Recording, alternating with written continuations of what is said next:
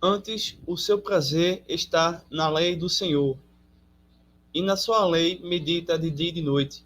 Ele é como árvore plantada junto à corrente de águas, que no devido tempo dá o seu fruto, e cujas folhagens nunca murcham.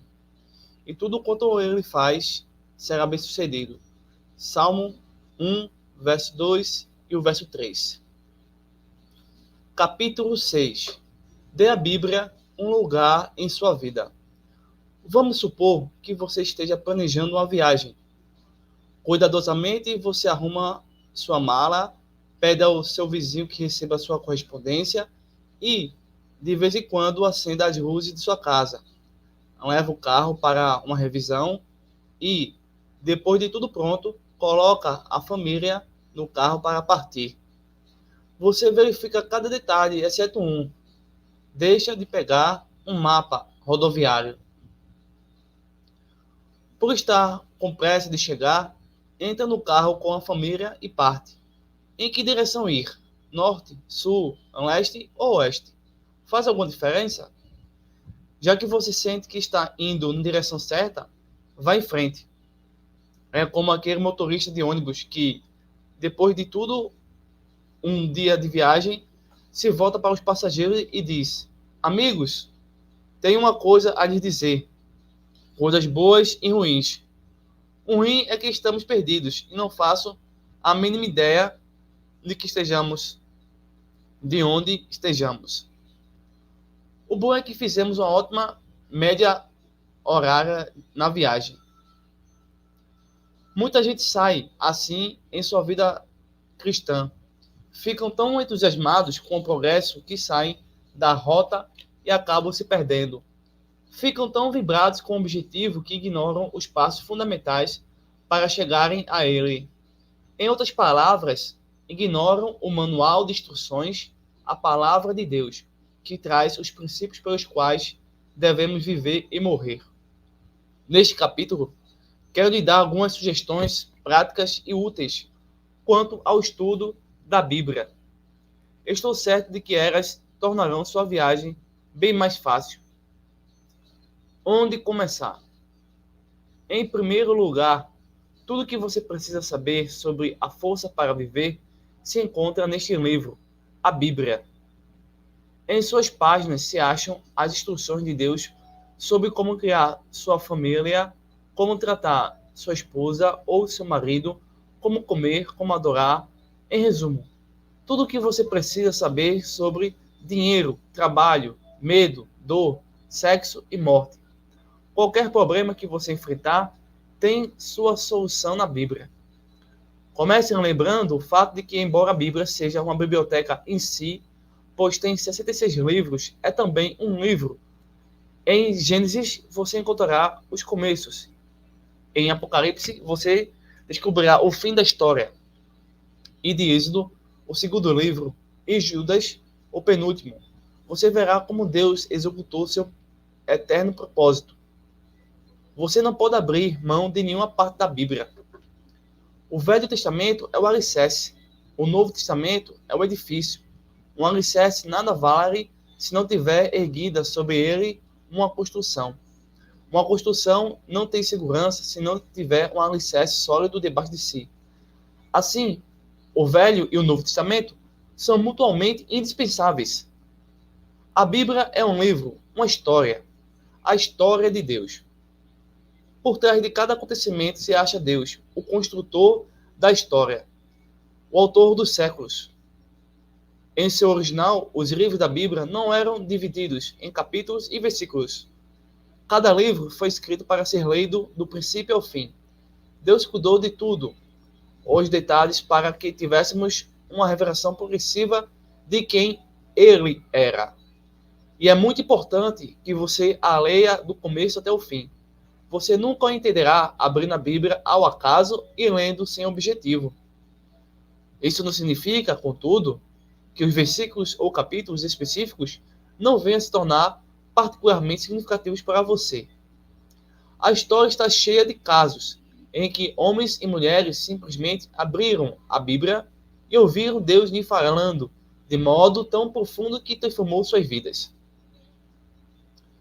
No começo vai ser difícil percorrer os capítulos e livros mais longos, versículos e parágrafos, principalmente em Salmos e Provérbios. Serão significativos, independentemente da ordem em que você os ler. Essa leitura casual, todavia, nunca deverá ser considerada um substituto válido para o estudo sério e sistemático da Bíblia como uma unidade ou um livro. Uma história de amor. A Bíblia é a maior história de amor jamais escrita. É a história do amor de Deus pela humanidade, especialmente por você. Não é um mero livro de versículos a serem colocados em cartões de visita ou em papel de carta. É uma revelação. Deve ser lida, dirigida, estudada, questionada e reverenciada de capa a capa. Não a divida em pequenos parágrafos e pense que assim pode entender sua mensagem. Chegue-se às suas páginas com seu bom senso em funcionamento, crendo que cada livro tem uma mensagem e leia e releia até descobrir de que trata cada livro. Já que a Bíblia foi inspirada pelo Espírito Santo, você precisa do poder do Espírito Santo para ajudá-lo a entendê-la e interpretá-la. Por isso, antes de começar qualquer estudo sério da Bíblia, peça ao Espírito que controla em você. Somente quando o Espírito Santo interpretar a Bíblia é que ela fará sentido. De outra forma, será apenas uma majestosa obra literária, uma coleção de histórias interessantes ou um amontoado desconexo de palavras e genealogias. Será que todos os livros da Bíblia têm a mesma importância? Não, mas todos são indispensáveis. Se você me perguntasse qual é o mais importante, meu cérebro ou minha mão, eu responderia que é meu cérebro. É mais importante. Minha mão, porém, também é importante e eu me veria em maus lençóis sem ela. Assim acontece com a Bíblia. Cada livro é necessário para que o todo seja perfeito, embora algumas partes sejam mais valiosas do que outras. Você não pode extrair Esther ou Cântico dos Cânticos da Bíblia e ainda ter a perfeita revelação de Deus. No entanto, ninguém em sã consciência irá afirmar que esses dois livros são comparáveis ao Evangelho de João ou ao livro de Êxodo, em valor e alcance espiritual. Todos, porém, são inspirados por Deus e fazem parte de um organismo, e nesse organismo não estará completo se alguma de suas partes for eliminada. O ABC da leitura bíblica. Como, afinal, devemos começar a ler? Por que não começar da maneira que visitamos o Museu de Arte, onde, com o seu guia, pelos longos corredores cheios de quadros? Como é que você anda? Para início de conversa, você tem que andar bem devagar. Além disso, você não fica discutindo o campeonato nacional nem receita de torta com quem estiver ao seu lado. Você escuta cuidadosamente o guia enquanto ele se detém diante de cada quadro. Aí ele descreve não o quadro, mas o artista. Ele diz quem foi o artista, em que condições de vida ele se encontrava ao pintar aquele quadro, onde ele vivia e o que ele estava tentando expressar naquela obra de arte. Depois, ele explica os vários tipos de arte. Alguns quadros são realistas, outros abstratos. Você precisa entender o estilo e as técnicas do artista, como ele usou composição, luzes, cor, sombra, proporção. Por fim, o guia lhe dará a oportunidade de estudar por você mesmo o quadro e ver se tem uma mensagem para você como indivíduo. É assim que você deveria estudar a Bíblia. Comece com o autor.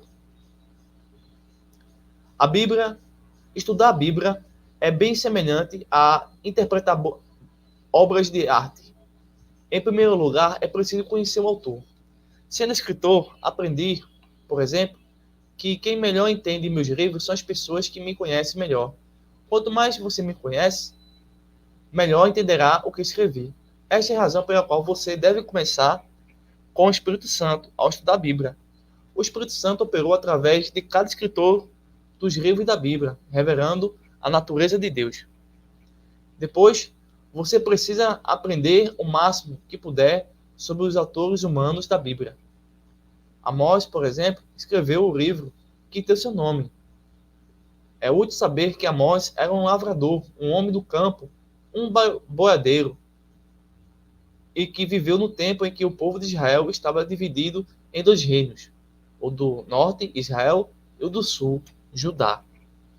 Amós vivia no reino do sul e foi chamado a profetizar no reino do norte, enquanto denunciava os pecados das nações vizinhas e do seu reino do sul.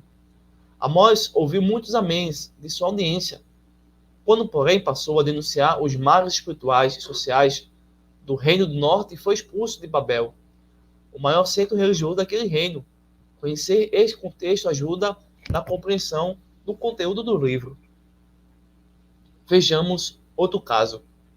É útil saber que o homem que escreveu o livro de Atos é o mesmo autor do Evangelho de São Lucas. Este é o nome do autor. São Lucas era um médico que virou biógrafo.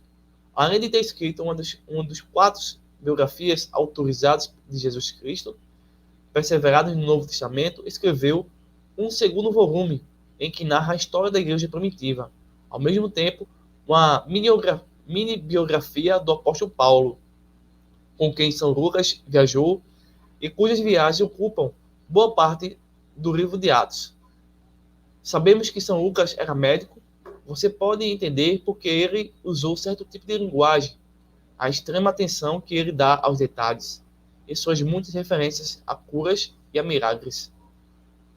Cada escritor da Bíblia, de Moisés ao apóstolo São João, usou um estilo diferente. Cada um deles, porém, foi guiado pelo Espírito Santo, e tudo que escreveram é verdadeiro e isento de erro. Nenhum dos escritores tinha uma visão completa de Deus e seu plano, mas a combinação de todos os seus escritos revela Deus em sua glória e sua inteireza. Uma palavra sobre as versões da Bíblia. Há várias versões da Bíblia disponíveis para quem quiser lê-las. É importante ter uma Bíblia que você consiga ler, especialmente se você não estiver familiarizado com o seu conteúdo. A versão revista e corrigida segue mais de perto a primeira tradução dos originais para o português, completada cerca de 300 anos atrás. Embora o texto seja compreensível, o vocabulário é um pouco fora de moda em alguns trechos. Seu maior valor está em sua maior lealdade aos textos originais. A versão revista e atualizada tem um vocabulário mais atual, embora às vezes muito preciosista. Sua diagramação torna a leitura mais fácil e gostosa. Tem como desvantagem uma tendência a preferir o texto das versões contra o texto tradicional hebraico no Velho Testamento, embora isso não comprometa a sua veracidade. Há uma Bíblia parafraseada, a Bíblia Viva, de leitura fácil, na qual as passagens mais complexas são colocadas em linguagem mais simples. Eu recomendo o seu uso lado a lado com uma versão normal da Bíblia, o que torna até divertido o estudo bíblico. Leia a Bíblia, procurando fazer sua própria paráfrase, e depois compare esta com a Bíblia Viva. Leia para obter uma visão geral.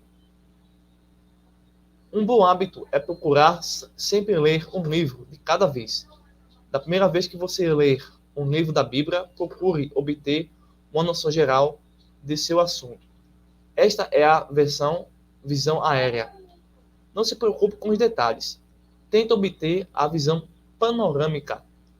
É como subir ao topo do edifício mais alto para ter uma visão geral da cidade. Comece, por exemplo, com o Evangelho de São Marcos. São Marcos é fácil de ler.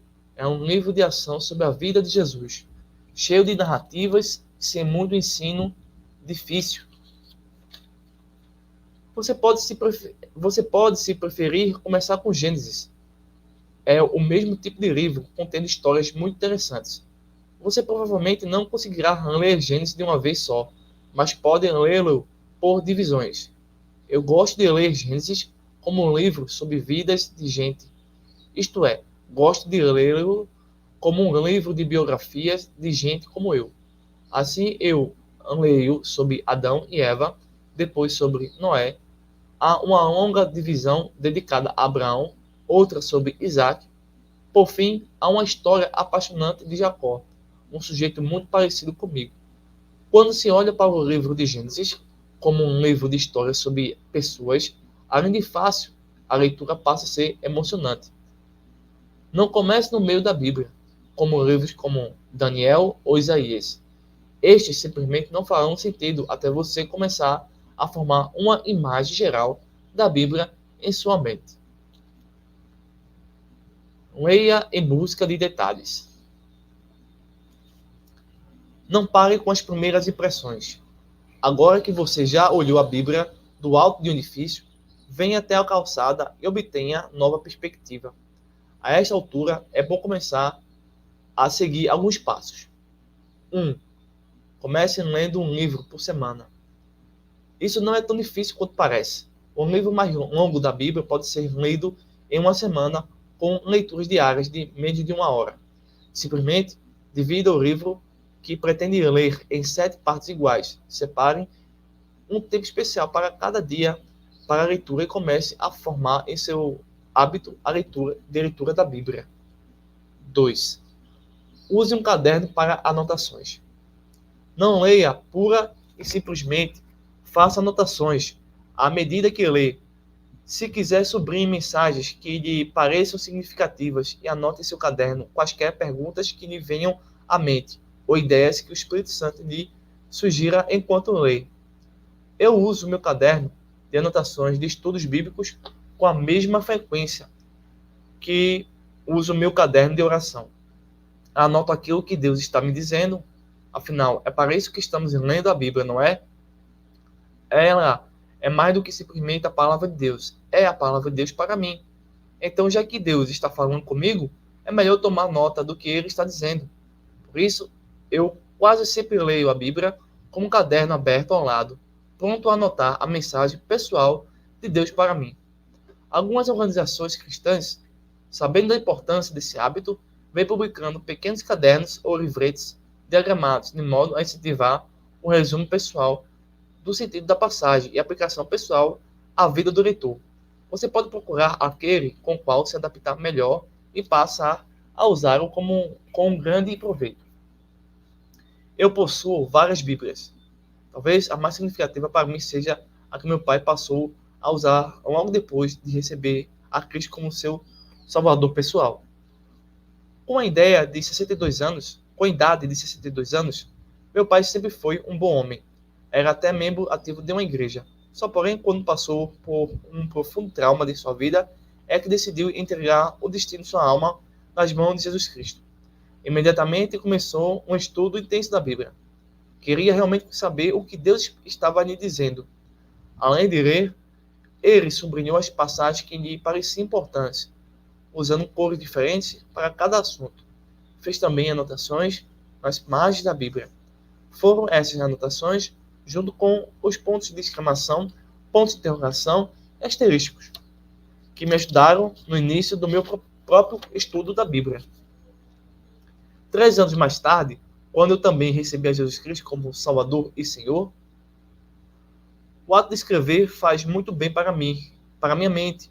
O simples fato de anotar os pensamentos ajuda a fixá-los no cérebro. Fico muito feliz quando vejo pessoas anotando ideias de algum sermão na igreja para conferi-las mais tarde.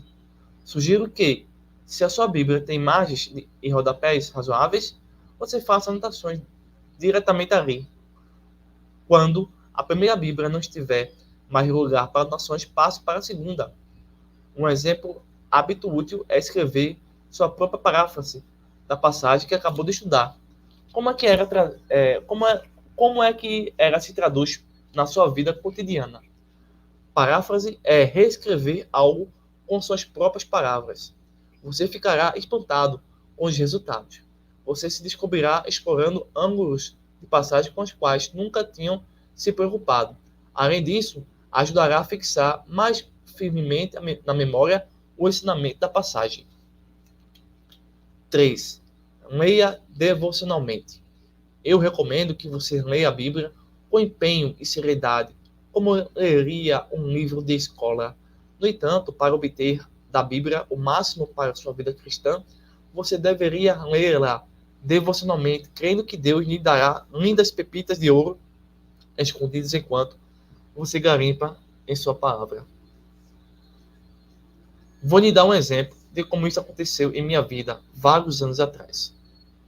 Um dia, eu estava sozinho em nossa casa, em nossa cabana nas montanhas. Fazia poucas semanas que meu pai havia morrido. Eu deixara a família em casa e fora para as montanhas para enfrentar minha tristeza e colocar minhas emoções em ordem. Uma tarde, eu estava sentado numa velha cadeira de balanço na varanda da cabana, observando um lindo pôr do sol de outono nas montanhas. Abri minha Bíblia no Salmo 23, um dos meus favoritos de longa data. Eu estava lendo meio descuidadosamente, mas meus olhos pararam para o versículo 4. A tua vara e o teu cajado me consolam. O lugar onde ficava nossa cabana nas montanhas tinha sido especialmente preparado por meu pai durante os últimos 40 anos de sua vida. Ele limpara o terreno, cortara um pedreiro especializado em muros de pedra para cercar a propriedade e trabalhara pessoalmente como um velho amigo na construção da cabana. Ele amava aquele lugar e, durante o auge do verão, subia para lá, fugindo do calor. No outono, também gostava de ficar na varanda, sentar na cadeira de balanço e apreciar a beleza das cores da natureza. Onde quer que eu olhasse, podia ver a assinatura de meu pai naquela propriedade. Levantei os olhos da Bíblia, com os olhos molhados de dor e saudade, e vi, encostada em um canto da varanda, a bengala favorita de meu pai. Ele mesmo a esculpira de um tronco encurvado de rododendro. Embora parecesse um porrete irlandês, era muito mais que isso para mim. Eu ainda podia ouvir meu pai falando comigo. Um snob, segundo anista na faculdade, ainda longe do Senhor. Papai, que tinha entregue sua vida a Cristo no verão anterior, tinha terminado de esculpir a lixa de sua bengala. Exibindo-a para mim, ele sorriu e disse: de hoje em diante, sempre que você vir esta bengala, lembre-se de que verdadeiro apoio e segurança na vida vem da vara e do cajado de Deus. De repente, minha dor e saudade desapareceram. Em seu lugar ficou a presença de Deus. Leia devocionalmente, emocionalmente e permita que Deus venha ao seu encontro em sua hora de maior necessidade, talvez através de um simples versículo, um simples e amigável tapinha no ombro. 4. Faça perguntas. A Bíblia não é tão sagrada que esteja acima de qualquer exame honesto. Investigue quando aconteceu determinado evento. Pergunte por que foi incluído na Bíblia. Pergunte quem estava envolvido e quem escreveu.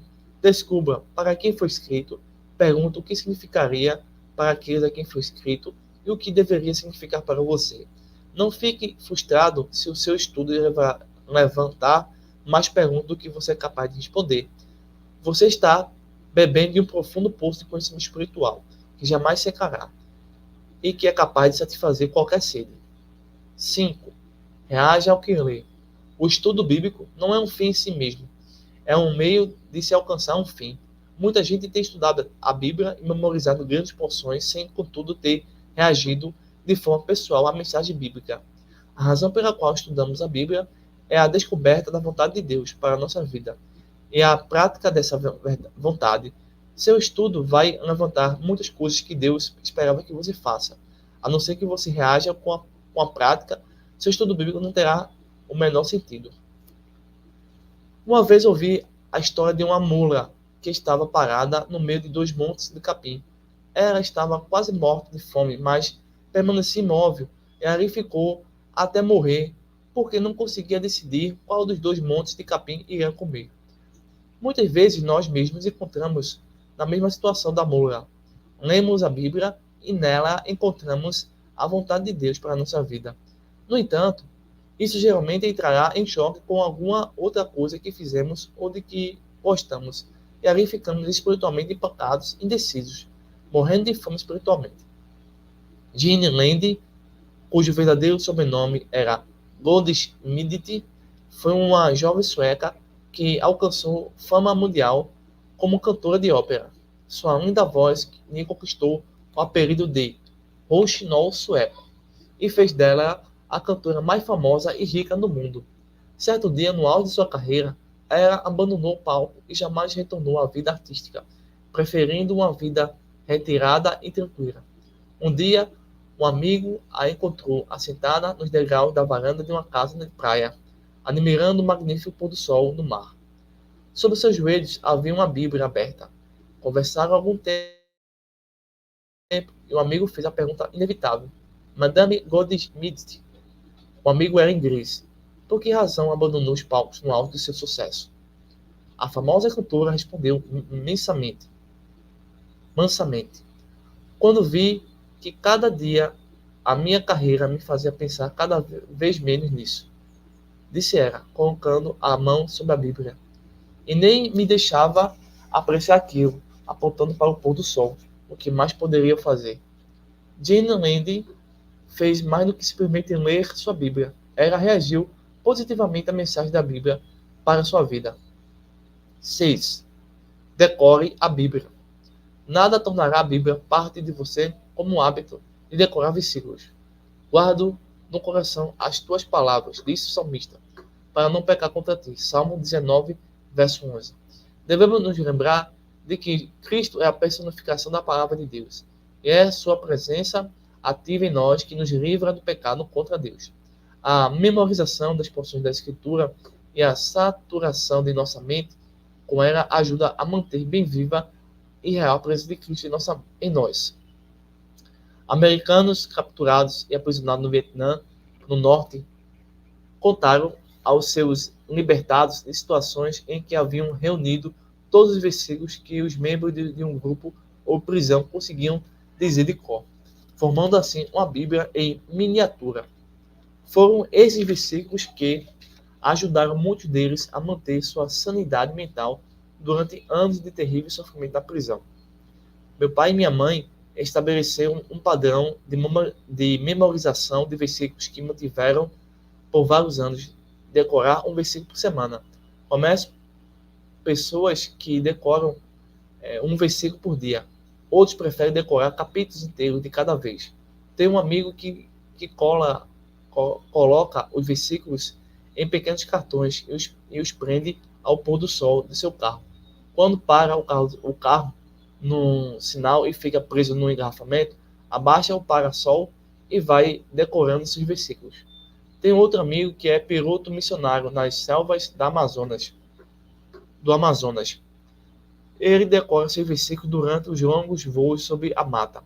O famoso conferencista evangélico dá testemunho de que a memorização dos versículos bíblicos foi o seu segredo para vencer uma severa deficiência de aprendizado. Outro afirma que a memorização de passagem bíblica o ajudou a vencer a gagueira.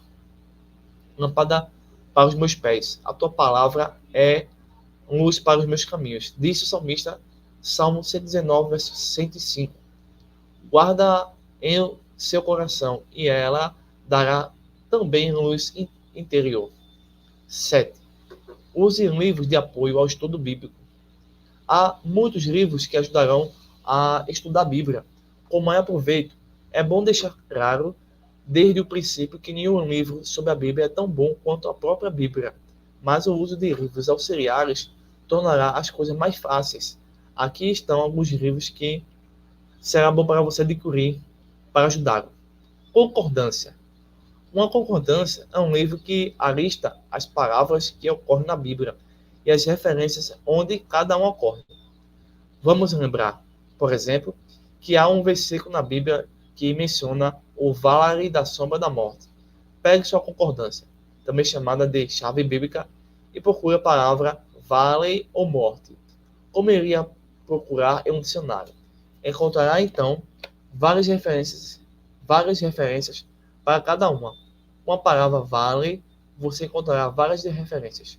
A Bíblia fala de um vale de ossos secos em Ezequiel 37, verso 1, sobre um vale de decisão em Joel capítulo 3, verso 14, sobre o lírio dos vales em Cânticos dos Cânticos, capítulo 2, verso 1. Se você verificar bem a lista de passagens relacionadas a vale, encontrará o vale da sombra da morte, Salmo 23, versículo 4. Recomendo que você comece com a chave bíblica menor. A Sociedade Bíblica Brasileira e a Impressão Bíblica Brasileira têm, cada uma, a sua versão, para ajudá-lo a localizar passagens bíblicas. Dicionário Bíblico. Um dicionário bíblico é uma combinação de dicionários com enciclopédia em um só volume. É uma coletânea de artigos que explicam lugares, pessoas, histórias e outros assuntos relacionados à Bíblia. Um dos melhores é o Novo Dicionário da Bíblia. Comentários. Um comentário é uma explicação contínua da Bíblia, capítulo por capítulo, às vezes versículo por versículo. O comentário procura explicar o sentido, o texto.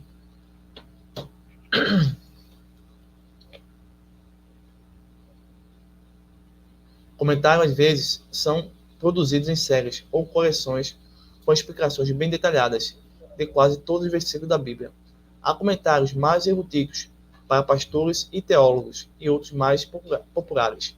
Um bom comentário de um só livro é um novo comentário da Bíblia. Livros auxiliares. Há um grande número de livros sobre a Bíblia. Minha sugestão é que você procure uma boa livraria evangélica, se houver uma em sua cidade, e peça a um funcionário que o ajude a examinar o material. Você vai se admirar com a quantidade de livros, atas bíblicos, mapas e manuais de estudo disponíveis. Você pode também obter informações sobre cursos bíblicos por correspondência ou por extensão, nos quais você pode se matricular para um estudo mais sério da Bíblia. Uma palavra final é importante. Embora seja bom ler a Bíblia em sua hora silenciosa, hora tranquila, sem encontro com Deus, ou qualquer outro nome que você queira dar, é simplesmente empolgante estudar a Bíblia em grupo. Por todo mundo, há milhares, centenas de milhares de pequenos grupos de estudo bíblico. Muitos são parte regular do programa de igrejas locais, outros são grupos de vizinhos, amigos ou colegas de trabalho. Estudar a Bíblia, um grupo dá a você o privilégio do acesso ao que o Espírito Santo está ensinando a outras pessoas. Também ajudará a não fazer interpretações erradas, ou pelo menos diminuirá o risco. Assim, embora eu recomendo, em primeiro lugar, o estudo bíblico pessoal como parte de sua vida diária, meu desejo é que você encontre um pequeno grupo de pessoas, quer um grupo de estudo bíblico, quer reúna numa casa, escritório, fábrica ou restaurante, quer uma classe de escola dominical, numa igreja próxima, e comece a estudar a Bíblia com outros que estejam igualmente famintos de força para viver, e obtenha através do estudo bíblico em grupo. Acima de tudo, espero que você lembre que não é como a Bíblia, mas com o autor da Bíblia que você deve manter comunhão. Disse que um grande pintor desejava